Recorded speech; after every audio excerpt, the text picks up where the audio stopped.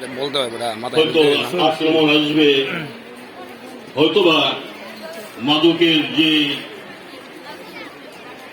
শক্তিশালী একটা সংগঠন সেটা বোঝা যায় যে আমরা সেটা নিয়ন্ত্রণ করতে পারছি কিনা। আমরা আমাদের এই আতরবাড়িতেই আমি মাঝে মাঝে শুনি যে আতরবাড়িতেই মাদক বেচা কিনা হয়। কিভাবে বেচা কিনা হয় সেটা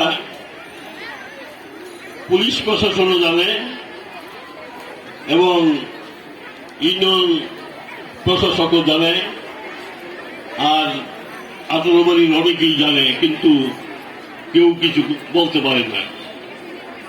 আমি অত্যন্ত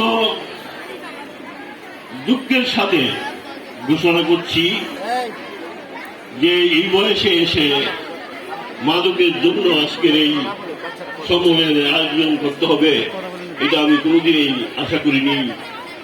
বঙ্গবন্ধুর সোনার বাংলা, সোনার মানুষ আমরা গড়ে তুলতে পারি নাই, সেটাই আমাদের ব্যর্থতা।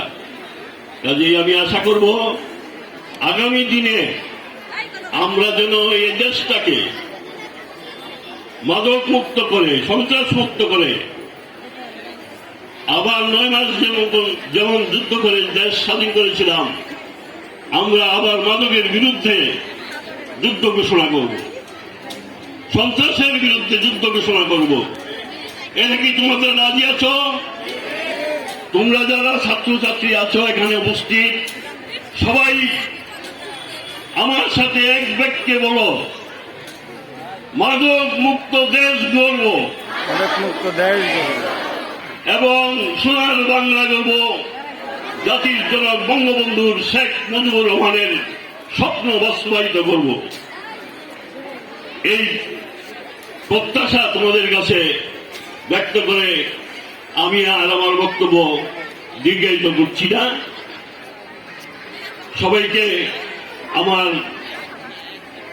অন্তরের অন্তঃস্থল থেকে ধন্যবাদ জানিয়ে আমি জেলা থেকে আগত কর্মকর্তাবৃন্দ এবং মাদকদ্রব্য অধিদপ্তরের কর্মকর্তাবৃন্দ, পুলিশ বাহিনীর সদস্যবৃন্দ সকলকে ধন্যবাদ জানিয়ে মাদক মুক্ত দেশ গড়ার অঙ্গীকার নিয়ে আজকে আমরা এখান থেকে বিদায় নিব, সেটাই আমার প্রত্যাশা।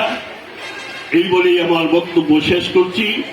জয় বাংলা, জয় বঙ্গবন্ধু, জয় হোক এদেশের।